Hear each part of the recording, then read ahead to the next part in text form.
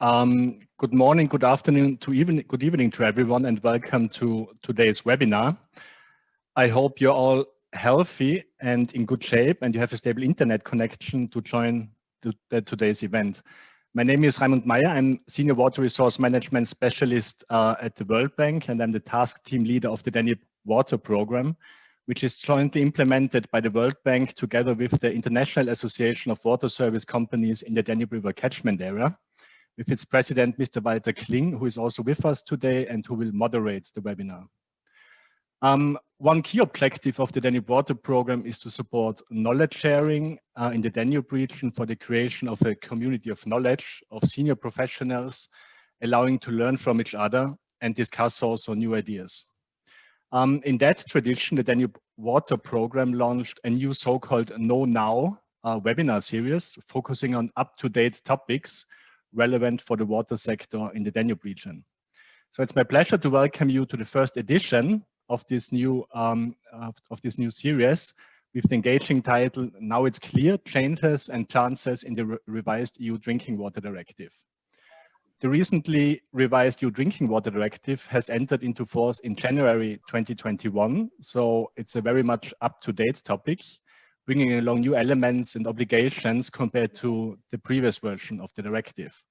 New elements include, inter alia, the update of existing safety standards and introduction of a watch list mechanism, the establishment of a so-called risk-based approach covering the whole supply chain, but also obligations for countries to provide more transparency for consumers on water suppliers' efficiency and effectiveness, just to name some of these new elements.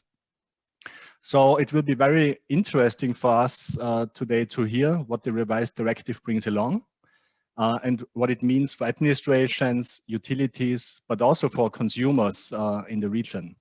So we will hear more about this topic, about the revised directive and related experiences by the speakers and panelists for today from the European Commission, Austria, Romania, and the Czech Republic. So it's your chance to ask questions and to get actively engaged in the webinar today.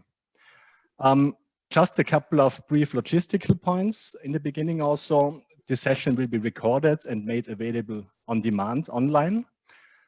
Following the Know Now webinar, there will be the recordings made available on the website, and also the presentation slides from today will be provided together with a brief summary on the Voice of the Danube website. With regard to active engagement, you're kindly asked to use the chat box of the Zoom tool. And I would like to ask you now already to send us a brief welcome to all panelists and attendees. And maybe you can also indicate from which country you're coming from and which institution, that we can create a little bit of a community. You can also use the Q&A box of the Zoom tool where you can send direct questions to the panelists who will present and discuss today. One final note, please note that the attendees' microphones are muted, so we cannot respond to a raised hand, and it's not possible for you to directly speak. But of course, we will have the interaction as mentioned by the chat box and the Q&A function. With these brief introductory words, I would like to hand over to the IAWD President, Mr. Walter Kling, who will introduce the speakers and also moderate the webinar. I'm wishing you all a very interesting and enriching exchange today, and that you can take with you a lot of added value from the time invested to join us today. Walter, handing over to you. Thank you, Raimund, and welcome from my side here from Vienna Water office in the city of Vienna. As Raimund was saying, I do this moderation today with in my capacity as the president of IAWD, but I also would like to let you know that on my day job, I'm Deputy Managing Director of Vienna Water, and in this respect also involved and very much touched by the new EU Drinking Water Directive. So you have an expert on the water supply side, as well as a representative from the IAWD, the Association of Waterworks in the Danube catchment area, hosting this event together with the World Bank in the frame of the Danube Water Program, Know Now Serious. Thanks again for the introduction, and I immediately would like to hand over to, more or less the keynote or the kickoff of our today's webinar. I'm having the pleasure that Bert Lehmann from DG Environment and of the European Commission is available for this webinar today, already present here.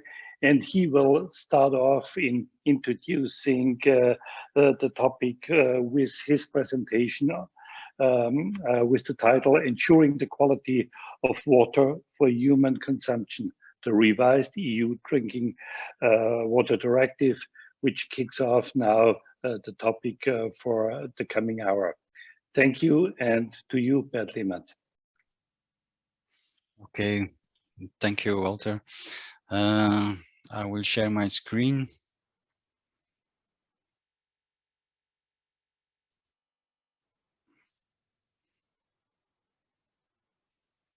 Hold on.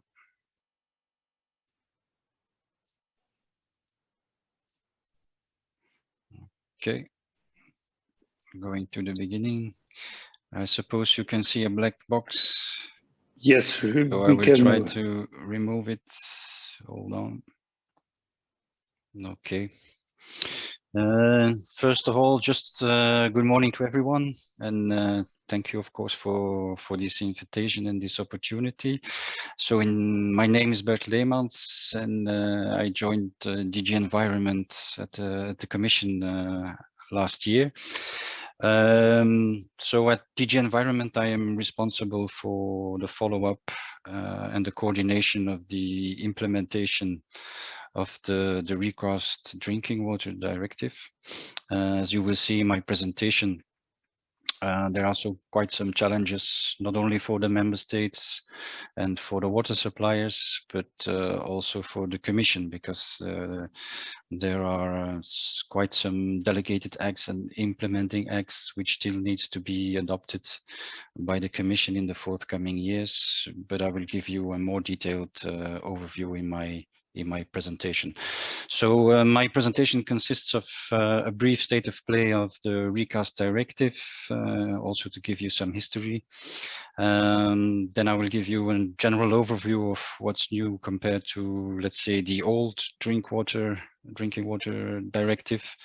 I will also give an overview of, as I said, of the Commission's empowerments and implementation deadlines, which are very specific and specified in the Drinking Water Directive. And to conclude, I will summarize the key challenges for member states and water suppliers, but also for the Commission itself. So to give some history, as Raymond already said, the Drinking Water Directive entered into force on the 12th of January 2021. It was published in the official journal just before Christmas, and it was adopted by the Council and the European Parliament on the 16th of December in 2020. Just to give you an idea, the proposal of the Commission itself was established in February 2018. So it took quite some time to get, let's say, an agreement between the three parties involved: the Council, the Commission, and the European Parliament. So we were very happy on the 12th of January when this Drinking Water Directive entered into force. And as you already know, member states have 2 years to comply with the Drinking Water Directive, so by the 12th of January 2023. So what's new in this Drinking Water Directive? Just to give, let's say, an overview of the main points. It was also already touched by Raymond in his introduction. There's an update of existing safety standards, and there's also an introduction of a watch list mechanism. Let's say the objective of the watch list mechanism is to introduce some flexibility towards emerging pollutants such as endocrine disruptors, but also, for example, microplastics. Then secondly, we have introduced the risk-based approach, which covers the whole supply chain. So not only, let's say, the end of pipe where the water enters or the water comes out of the tap, but also upstream. So going to the whole distribution system, the treatment systems, but also the catchment areas and the abstraction points. So it's a whole supply chain risk assessment. In the discussions with the council and the parliament, one of the most difficult discussions was the access to water. So in the Drinking Water Directive, there is an obligation for the member states to improve and maintain access to safe drinking water. But in particularly to, let's say, to provide provisions for vulnerable and marginalized groups. I will come back to that in more detail later in my presentation. There is also more transparency for consumers, not only regarding, let's say, water quality parameters, but also for water suppliers' efficiency and effectiveness. And there is a relation to the, for example, the leakage percentages in the water supply system, which has to be made available for consumers and European citizens. And last but not least, in the Drinking Water Directive, there are very specific provisions on substances and materials in contact with drinking water. This is the so-called Article 11, which I will also come back into more detail later on. So if you look at the parameters in the Drinking Water Directive, they were based on the World Health Organization recommendations. For some parameters, we are even more stringent than these recommendations because of a precautionary principle. And as I said, before, there's also an inclusion of emerging risks such as microplastics, for example. So when you look at the Drinking Water Directive, you have in fact three, let's say, three different approaches for monitoring, which is the annexes with the updated and the new parameters. But you also have, let's say, the results of the risk-based approach, and also the watch list, which will be published in the forthcoming years. Just to remind everybody that, let's say, the main objective of the Drinking Water Directive is public health. So to ensure public health. So the main objective is to improve the health protection for all European citizens. And of course, in the establishment of the Drinking Water Directive and all the studies before, like the impact assessment, we took into account the impact for the water suppliers to keep it as limited as possible. But indeed, the first objective was to maintain and to improve the health protection. So as I mentioned before, the existing safety standards were updated, and we also introduced the mechanism of a watch list. So just to give a brief overview, we have these revised limits for example, lead, selenium, and chromium. Some of them, compared to the old Drinking Water Directive, are even less stringent, but still more stringent than, let's say, the World Health Organization recommendations.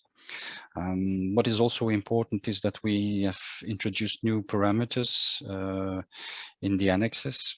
And for these new parameters, there is also, let's say, a transition period foreseen in the Drinking Water Directive. So there, let's say, the compliance date is not 2023, but will be January 2026. So these parameters concern BPA, chloride, and haloacetic acids, which are related, of course, to the disinfection techniques, but also, for example, PFAS, some of PFAS, which is a very complicated issue, not only for analytical methods, but I will come back to that as well. Also important to mention is that the Commission will establish so the first watch list by the 12th of January 2022. This watch list will contain two specific substances, it's beta estradiol and nonylphenol. So this first watch list will be established in the beginning of 2022, and from there on we will have this watch list mechanism depending on emerging substances, which can also be put on the watch list to be, as I said, to have a more flexible monitoring of emerging pollutants. Also quite new in the Drinking Water Directive is the risk-based approach, which is more or less related to the water safety plans of the World Health Organization, which is quite similar. Let's say there are 4 articles, Article 7, Article 8, 9, and 10 in the Drinking Water Directive, which are specifically related to this risk assessment and risk management. Article 11 focuses on the risk assessment of the catchment areas for extraction points, and this is 100% in line with the Water Framework Directive. And of course, let's say the main objective is to, let's say, to tackle pollution at the source of the water supply chain. And secondly, also it's let's say it allows a more tailor-made approach, in the sense that, for example, if you have in the neighborhood of the catchment areas some important agricultural activity, some specific pesticides which are used, you can identify these and you can let's say investigate the impact on the catchment areas. Then for the supply system, which entails the treatment plants and the distribution system, also there a tailored treatment and a tailored monitoring can be installed, which is quite new and maybe not so, let's say, not so simple to execute, because in different member states the situation is quite different. Is the risk assessment on the domestic distribution system, so the domestic distribution installation. There is also a risk assessment and risk management foreseen in the Drinking Water Directive. It's specifically related also to priority premises, and member states have to take measures regarding, let's say, the risk assessment to these domestic distribution systems, for example, by giving information to consumers or giving advice. The parameters which are specifically envisaged in the Drinking Water Directive are Legionella and lead, because these parameters could be influenced, of course, by the materials and conditions of the domestic distribution system. Then access to water. The member states have the obligation to improve and maintain the access to safe drinking water for all, and in particular to vulnerable and marginalized groups. So the member states, they have to identify the people or the groups without or with limited access, and they also have to assess the possibilities for improving access. This is left quite open in the Drinking Water Directive, because in different member states the situations are quite different. So this allows member states to have a more tailored approach for these vulnerable and marginalized groups. The member states also have to inform these groups about possibilities to connect to the distribution system, and to take measures which they consider necessary to ensure access to this distribution network. And then regarding the information towards the public and to the consumers, member states have to set up indoor and outdoor equipment, for example, in public spaces where it's technically feasible, and they may promote the use of tap water, for example, in restaurants. So in the Drinking Water Directive, there is a clear focus on, let's say, the promotion of tap water. Then I come to the, let's say, the transparency part for the, let's say, more transparency for consumers. So water suppliers will have to be more transparent on, let's say, the results of on the quality of the water supplied, but also on their efficiency and effectiveness. And in particularly, there's quite some focus on leakage. We also know that leakage percentages in the different member states are quite different, and also the methods to determine these leakage percentage are quite difficult to compare, and might be very different in the different member states. But what's in the Drinking Water Directive is that member states will or shall ensure the performance of a leakage assessment. At least they have to do this for the larger water suppliers, and the communication of these assessment results to the Commission has to be done by the 12th of January 2026. And on the basis of these assessment results, the Commission will set an objective, so a threshold value for this leakage by the 12th of January 2028, so 2 years after the communication of the assessment results. So then when a threshold value is set, member states with a leakage percentage or a leakage value higher than the threshold value, they will need to present an action plan within 2 years after setting this threshold value. And the final point is related more to information to the public. So also these leakage percentages or leakage rates will have to be made public to the consumers.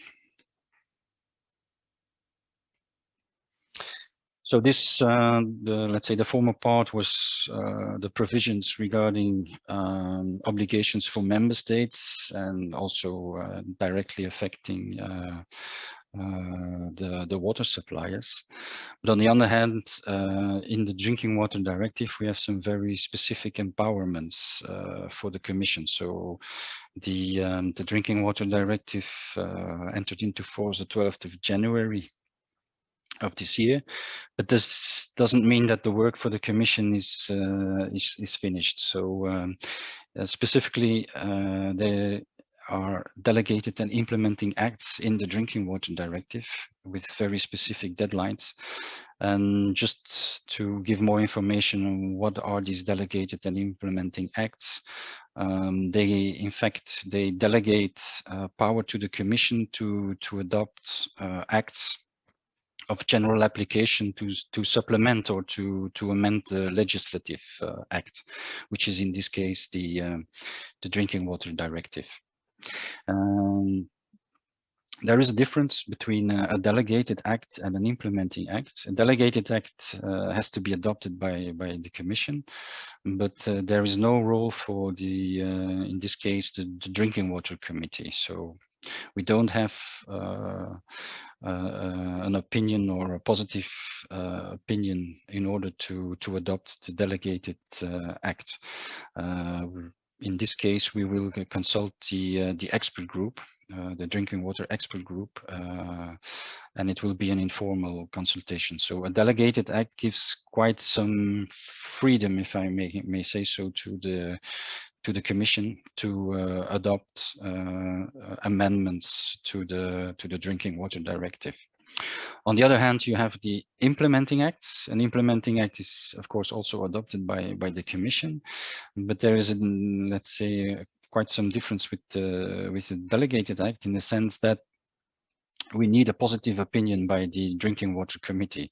So the impact of, let's say, the member states is more important for an implementing act than in the case of a delegated act. So this is an important distinction between these two types of acts. Just to give you an idea, we have in the Drinking Water Directive, we have 7 delegated acts, 6 implementing acts, and there are also 8 provisions on technical guidelines, reports, and mandates.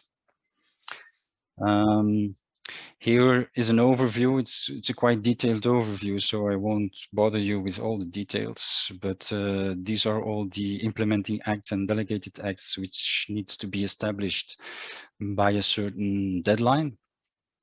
And they are related to the substances and materials in contact with drinking water. So it's important to know that there's a difference between substances and materials.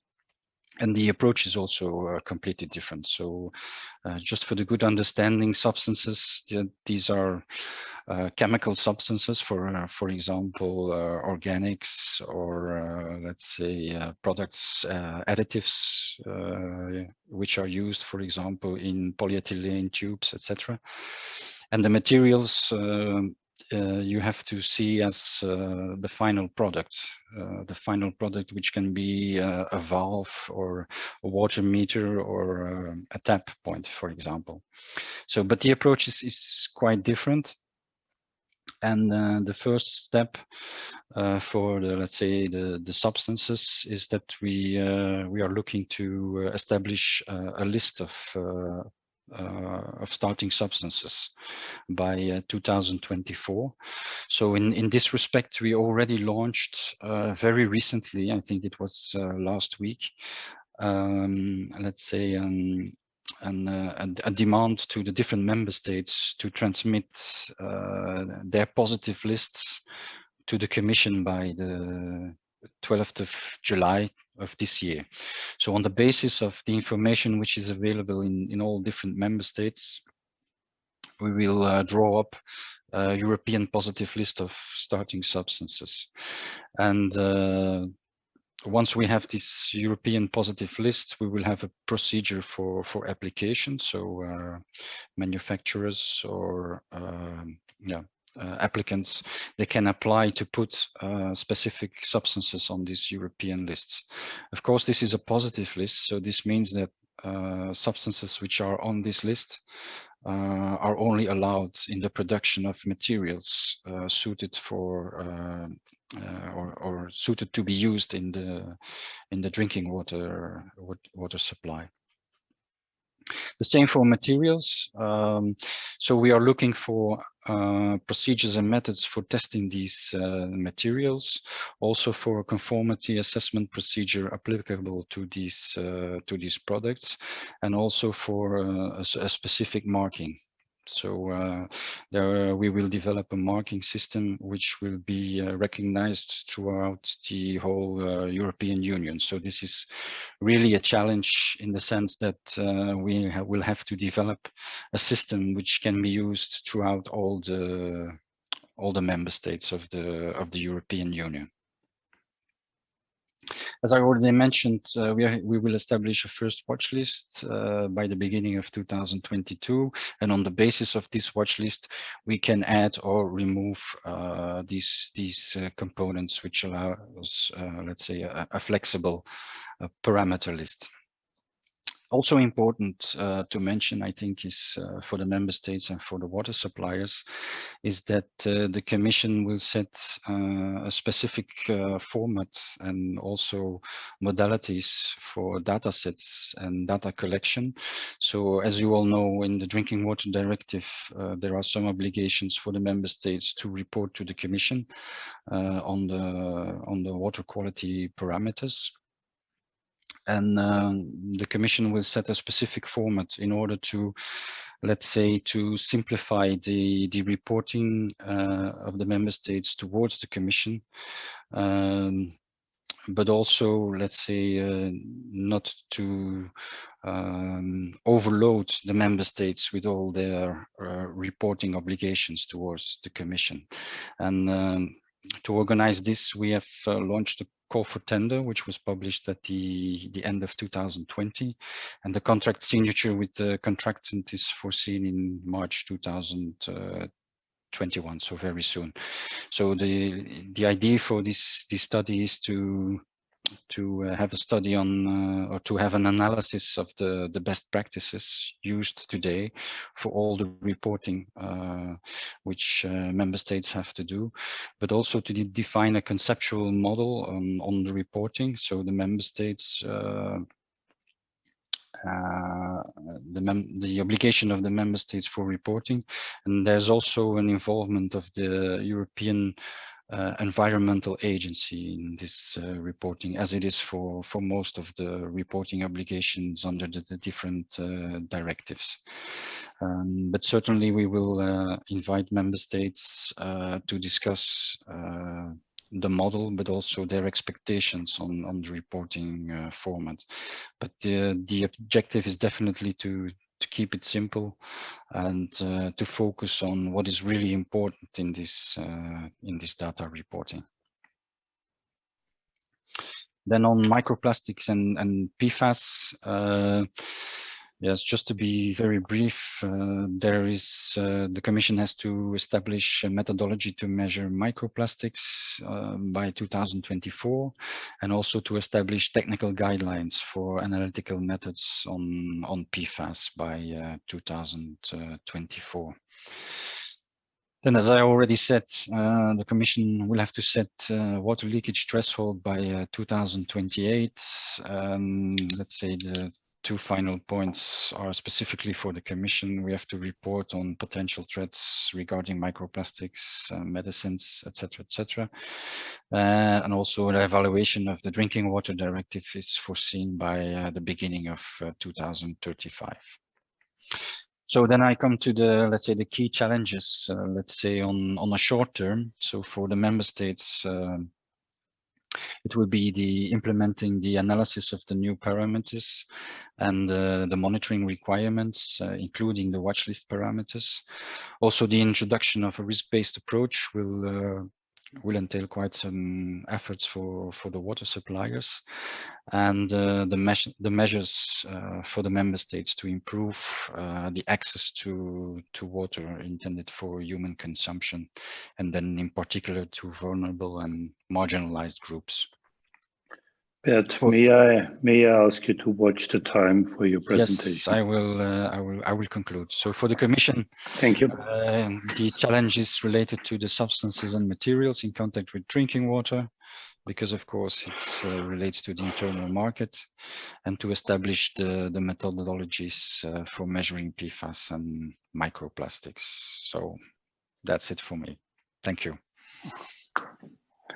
Okay, well, Bert, thanks. This was just in the last minute a reminder, but it's quite a comprehensive topic, so it needs some time to be presented.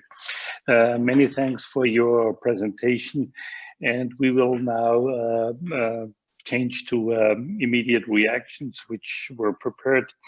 And I'd like to invite Anna Pomasl from the Austrian Association for Gas and Water in Vienna, a drinking water expert, to give her reaction and her experience in the reaction to the new Drinking Water Directive. Anna? Thank you, Walter, and thanks for having me. Also, big thanks to Bert Liemans for his brief introduction and giving some insight on the latest developments, and also shedding some light on the historical developments of the Drinking Water Directive. Well, I must say I'm very happy to have the Drinking Water Directive finally in my hands, physically speaking, being entered into force this year in January. But I must say it has been quite of a journey from the first talks we had with WHO back in 2016 already.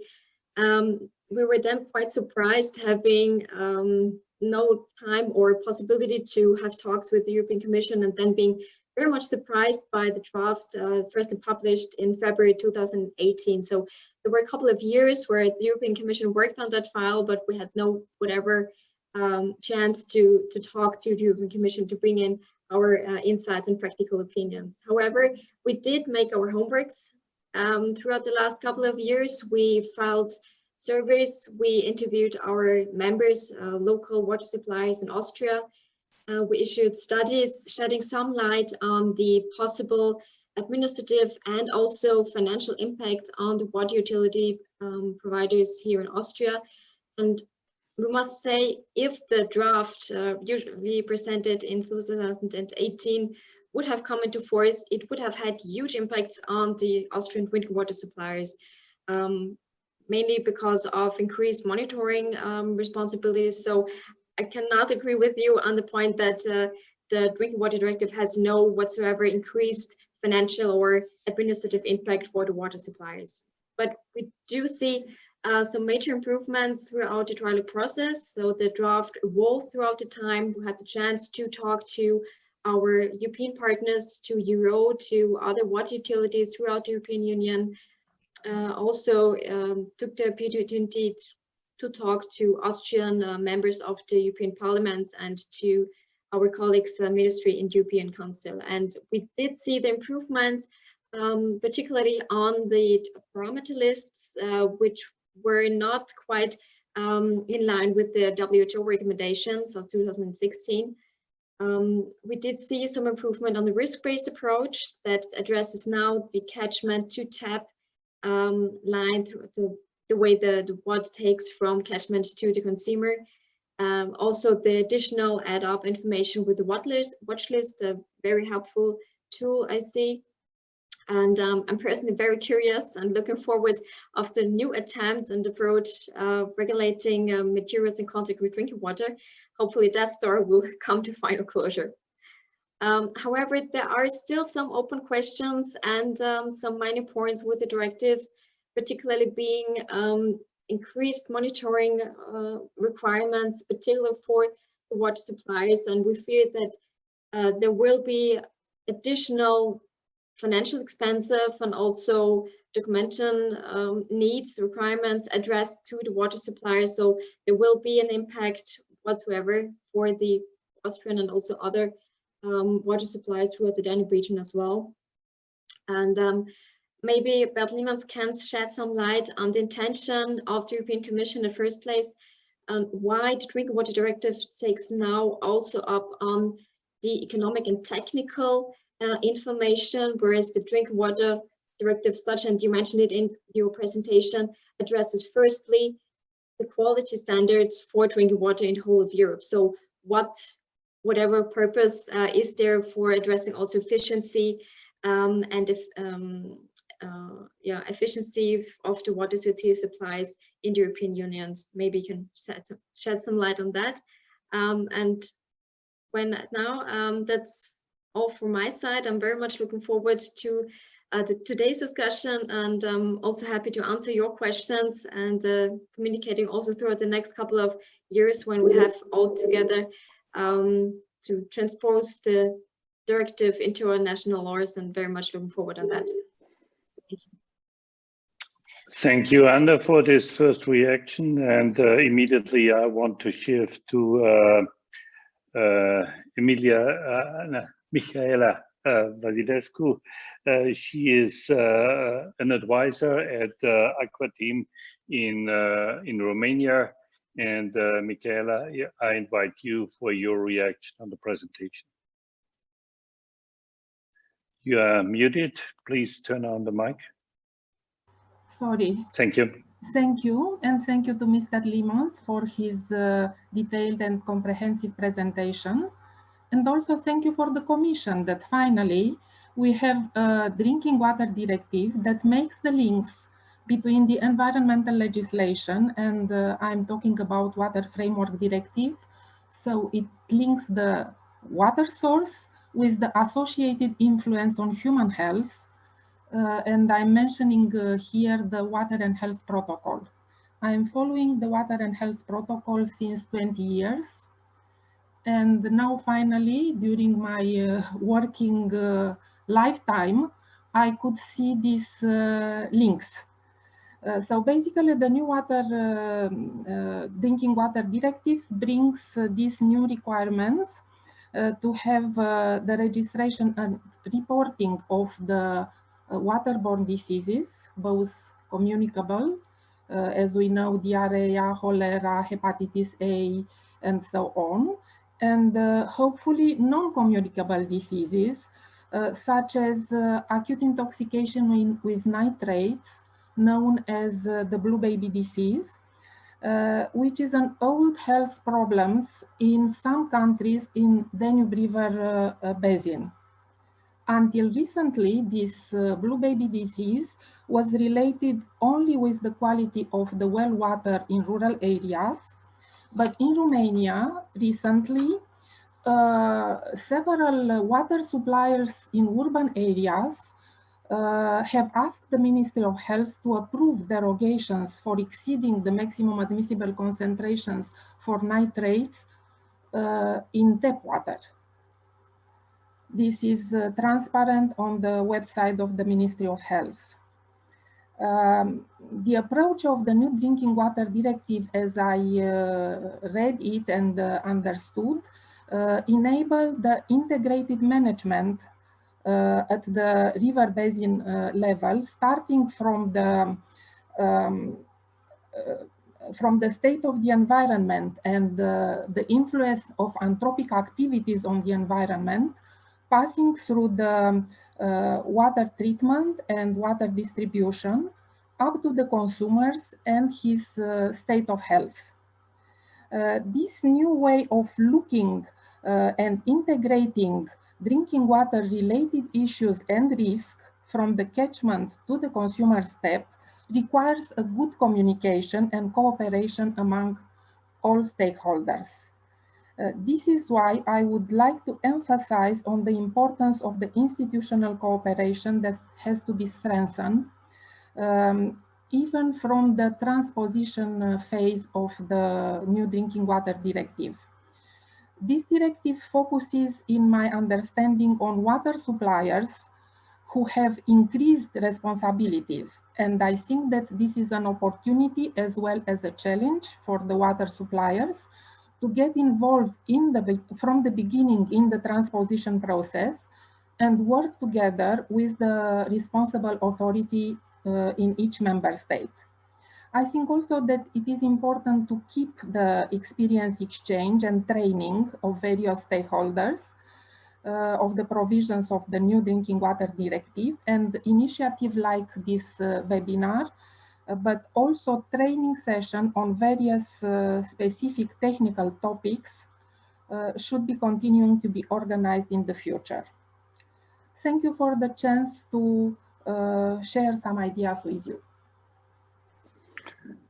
Thank you, Michaela, for this contribution from Romania, our team, and for the last reaction on the presentation, which we had from Bert Lehmanns, I invite Filip Vanna, a project manager at Vodovody Kanality Berun from the Czech Republic, to join with his contributions. I'm not sure whether this was the right reference to your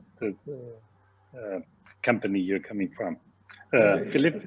Yeah, hello. I'm from Czech Republic. I work for the BAC Beroun, which is water utilities, water utility responsible for delivering water, drinking water. So we found out that this new drinking water directive implements new topics like water losses, which is quite a huge topic in our country. Quite compared within water utilities, but only as a percentage of water delivered to the water supply network. So no special infrastructure leakage index are not actually implemented in our benchmarking system. In Czech Republic, we actually are doing this assessment and management of the supply system. It's a mandatory for all water utilities of 6 years transition period. So all water utilities must upgrade their operational plans with this risk assessment and management, and this system and approved by the local health authorities. Actually, the risk assessment and management of catchment areas and the management of domestic distribution systems is quite new for us. And it's now a question who will be responsible for actually performing this kind of risk assessment of these catchment areas and domestic distribution systems. Philip, we don't understand you quite clearly. Could you just try to speak slow and very clearly and come to the essence of your contributions so that we can understand your point? So actually in Czech Republic, we have to do the management, risk assessment and management of supply system, which must be done in the end of 2023. Now is the question who will be responsible for catchment areas and domestic distribution systems. The new drinking also bringing new parameters. Some of them are already put in our national legislation, but also substances like PFAS or microplastics, and it will be the big question how to monitor and how to evaluate and how to treat these kind of new substances. Now, what kind of we have to fulfill.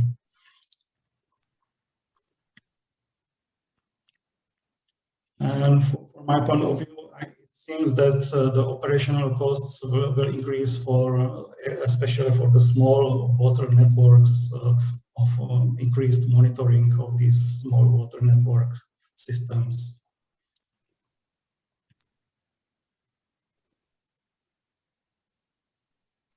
So that was my response for this Drinking Water Directive. Okay, thank you, Philip. And this concludes the immediate reactions from the three speakers which we invited. And sorry, Philip, that we only had the chance to partly understand your contributions. For a first reply on what has been said now from the three speakers, I would ask if Bert Lehmanns wants to reflect on that immediately before I turn then to the questions and answers which we have available. Bert, up to you. Yes, I want to come back to the question of Anna regarding the, let's say, the transparency on efficiency of the water supply system. So it's indeed correct that, let's say, the first idea of introducing this transparency is, of course, related to information to the public. So give more information to the European citizens. So water suppliers have to put information on their website, and also have to, let's say, on request of citizens, they have to deliver more information on water quality. And also this was the idea to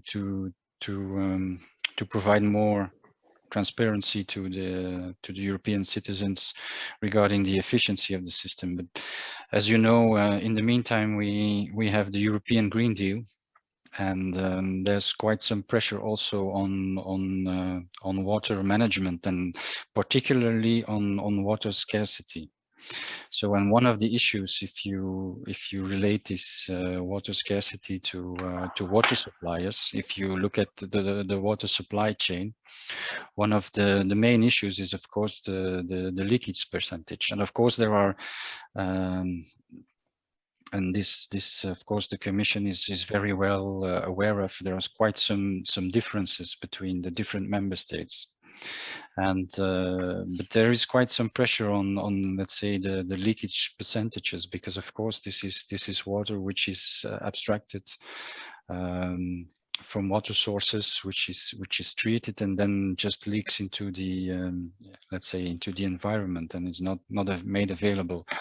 So that's why there is let's say, as you mentioned in the proposal, even in February 2018 there was nothing on leakages. And I think there were some member states who really put pressure on this leakage approach. For example, now we have this ILI into the Drinking Water Directive. Also, other appropriate methods are allowed, but indeed it's very difficult. But let's say that's the background why there is more and more pressure also on efficiency and on leakages. This is of course related to water scarcity, to droughts, problems which have become more and more, let's say, more and more in the picture of these last years. So that's the reason why. I don't know if this is an answer to your question. It is. Thank you very much. However, I fear that without some further background information, EU citizens might misinterpret the leakage numbers or efficiency numbers, because as you already mentioned, there are quite some differences between EU member states due to their structure of water utilities. For example, in Austria, we have very small scale water infrastructure suppliers, apart from Vienna Waterworks, of course, but every other waterworks in Austria is rather small. We have numerous waterworks, and depending on the structure, you will find also different efficiencies and also leakage rates. So without further additional information, it might lead to misinterpretation. Yes. Yes, we are we are very well aware of the, let's say, the difficulty of this exercise, and also of the assessment by 2026. So it will be quite a challenge indeed to, let's say, to harmonize it and to compare all these percentages. Even on, let's say, because these percentages are on the national level, so it will be a very challenging exercise. We are very well aware of that. Bert, do you want to reply also to what Michaela and Philip had said, or? I don't know if Michaela had, let's say, a straight question for the Commission. Well, I did understand that a straight question from Philip, which was the impact of, sorry, increasing costs for smaller water utilities. That this is raising quite a pressure on those utilities, depending on the structure of the whole sector in those various countries, which we understand. We don't compare to Netherlands as one of them, but it's so diverse. But how has this been considered, and how sees the general direction this impact of the framework directive? Yeah. So before we had this proposal of the Drinking Water Directive, we had an impact assessment, and in this impact assessment, it was calculated what would be the impact for the financial impact for the water suppliers on one hand, and on the other hand also for the affordability for consumers. And I don't have the exact figures with me, but let's say the impact, of course, this is a globalized impact. It's not going into detail, and you will probably have differences for, let's say, for large water suppliers and small water suppliers. But let's say globally, the impact was rather limited for if you look at the investments needed to comply with the Drinking Water Directive. And also for consumers, let's say there was indeed a slight increase for households for compared to their general spending, but it was very limited, the impact. One of the arguments, let's say, from the Commission is that you have the risk-based approach, so you can really have a tailor-made monitoring program for your own situation, for your own local situation, and this should, let's say, approve the costs regarding to, for example, analysis of these different parameters. So, for example, if you don't find pesticides and you don't find any let's say specific pollutants, then you can remove them from the list. Well, I do understand also from my point of view, it's a very tricky balance for the Commission between the efficiency of the used financial resources vis-a-vis also the demand of the public who said we want to have access to high quality water, very much secured, and this needs proper investments, monitoring, and resources available. And this very sensitive balance is always an issue, and the long-term discussion Anna Pomassel was referring to. So it takes the time to find the right solution. I want to give Michaela just a chance that Bert didn't hear a specific question from you, but as a speaker, you should have this chance to pose one question to him as well. Thank you very much. I really have a concern, probably because I worked many years with the Public Health Authority, on how can be interpreted the provision of the Article 10, risk assessment of the domestic distribution system, saying that member states shall ensure that a risk assessment of domestic distribution system is carried out. And I would like to understand the approach of the more experienced member state. Which institutions should be responsible for the implementation of this particular article, taking into consideration that, for instance, in some countries, like my country, the inside installations are not executed by accredited plumbers, and there is no national system for testing and placing on the market the compliant materials that come in contact with drinking water. There is a kind of system, but it is not like the system developed in Germany, Netherlands, and France and Great Britain. And my concern is related, my concern about this article is related with the fact that tap water is one of the compliance points for the Drinking Water Directive. So if we don't reach the quality at the consumer taps, we cannot say that we are compliant with the directive.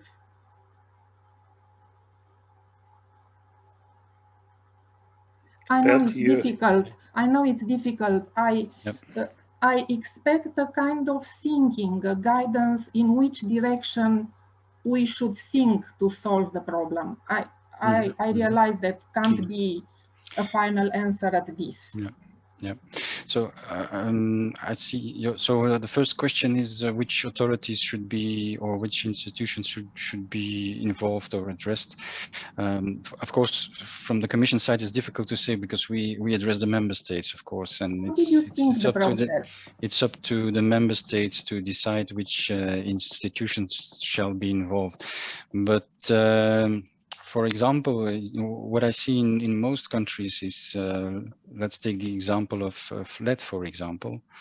What they do is they base their risk assessment on the parametric value of lead, let's say at the entry.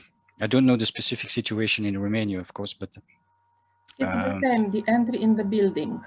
Yes, just before, it can be on the distribution net. It can be at let's say at the level of the water meter, where you have this sampling point, and then you have of course the point of compliance, which is the tap point. So in most cases, member states do an evaluation of these two parameters, but of course you have to have some data to make evaluation. And also there's in most countries, I think there's a focus on priority buildings, because the situation, of course, for these buildings is a bit different than let's say the usual household buildings. This was an old discussion related with the old directive, how to enter somebody's property if the owner do not agree. I mean, for public buildings, it's easy, but for private buildings, you need the approval of the owner. As I said, it's difficult for the Commission to make a point of view in that case. For example, you have your how do you call this, your requirements, or the water supplier has his you call this in English, I don't know the exact English word, the règlement en français. So yeah, I suppose you have some requirements, because you have to measure the water quality at the tap point. So I don't know what the situation is, but I don't, if people can refuse the water companies to enter the building. But as I said, well, it's not for the Commission to take a point of view on this. Let me take my water supplier's hat on and yes.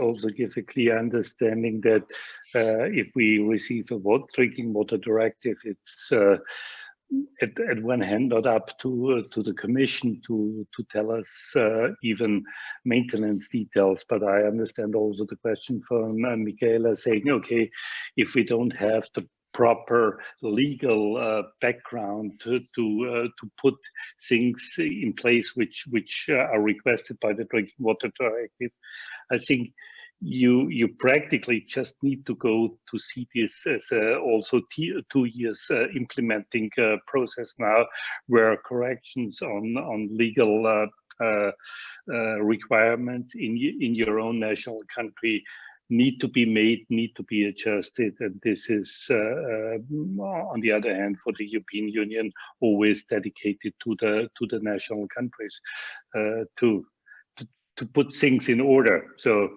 to our national government putting up the laws or standards in consequence, and then form the environment and the legal situation for a supplier like we are as well, and to work properly. A discussion which I understand is moved on to the national level, and I think that the common agreement in the European Union is that we have a consensus that the framework gives us the right frame for those changes ahead of us. So it's a bit, again, I'm talking about balance, but this is the right framework to be prepared to do our own homework as well. Then back to even the utilities to react on those legal situations. I don't want to contribute as a speaker, sorry for that, but this was my short time with the water suppliers hat on. Bert, we do have, and I want to refer, we do have in question and answers 4 questions, and I just briefly ask you, can you see the questions as well on your screen, or shall I read it to you?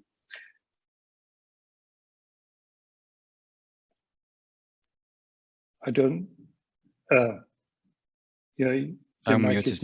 Yeah, sorry. Yeah, but we just received four open questions, and I would recommend that we just briefly go through that and try to find an answer. Mm-hmm. And I would just take it by time. The first one I see was from Wolfgang Eichenseder. And I just read for all participants the question. 2022, water suppliers should collect data, and the modalities of data sets and collection will start on January 23rd. This seems to be too late. Any reply from you, Bert, on this question, or a good understanding?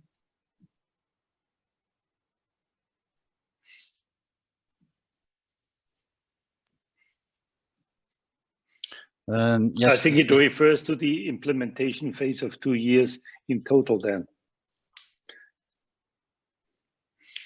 I'm not sure if I understand the question.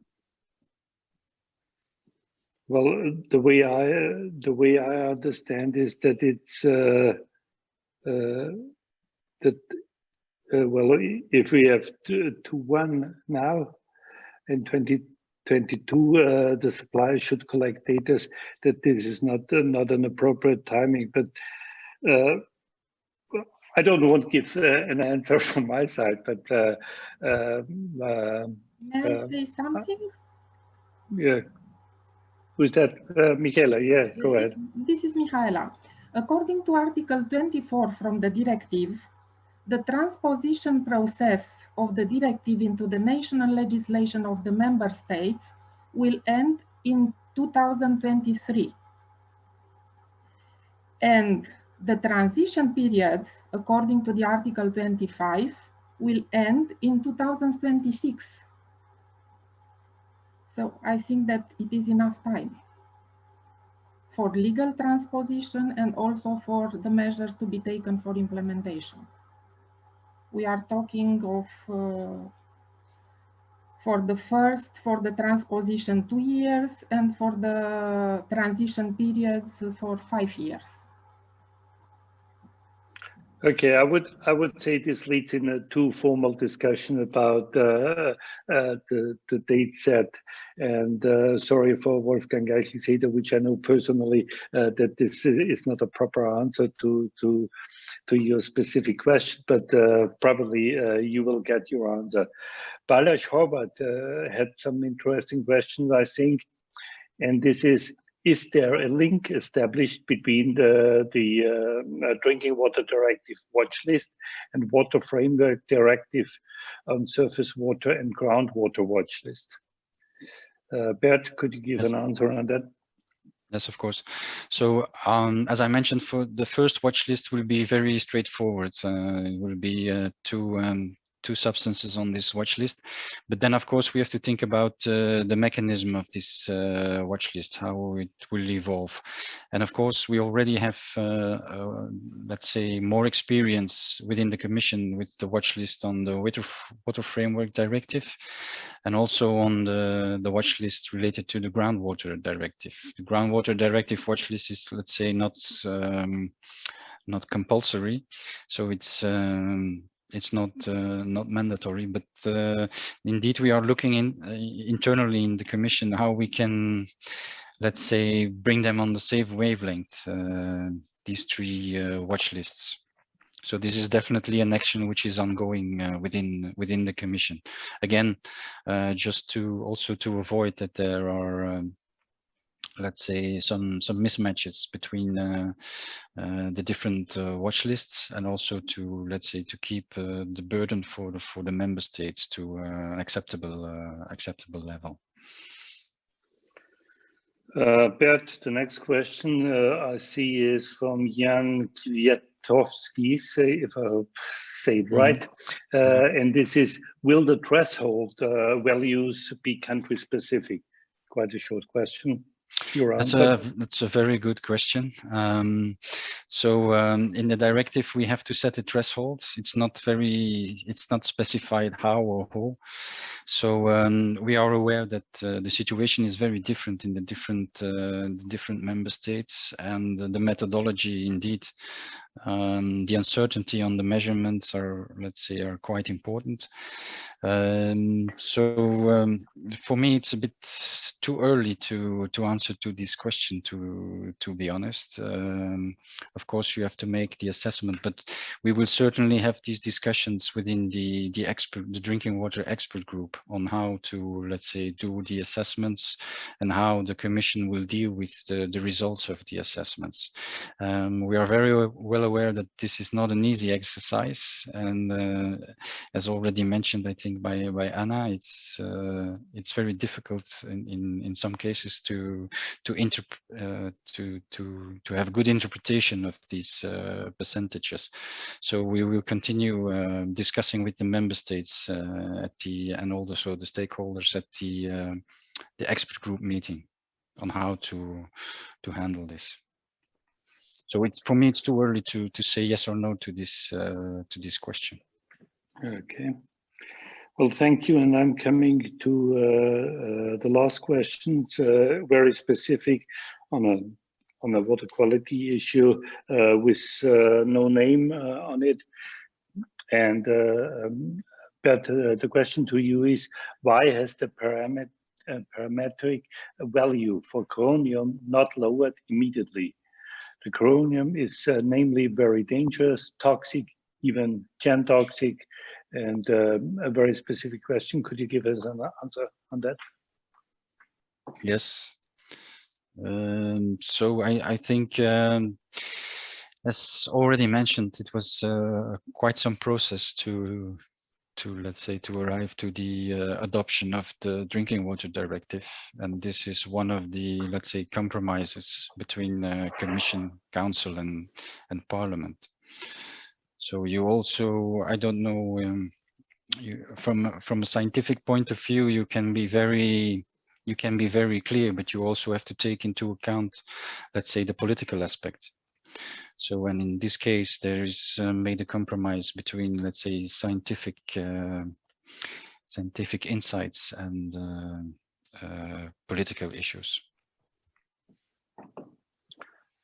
Okay, well, this now answers also the questions which we had on display. And if I take a quick look at the watch, we are coming very, very nicely to an end of today's webinar. I would like to briefly conclude what we heard today and just give a small warning to Raimund Meyer that I might invite him for a quick final reaction as well before ending this webinar here. But I want to thank the contributions from Bert Lehmanns on behalf of the Commission, who introduced to us the Drinking Water Directive. We heard about this, the approach of the water safety standards.